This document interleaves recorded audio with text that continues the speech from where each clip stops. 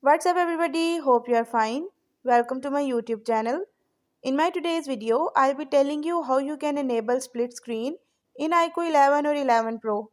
But before we start, don't forget to hit the red subscribe button and the bell icon to stay updated. Now watch this video and you will learn how you can enable split screen in IQOO 11 or 11 Pro.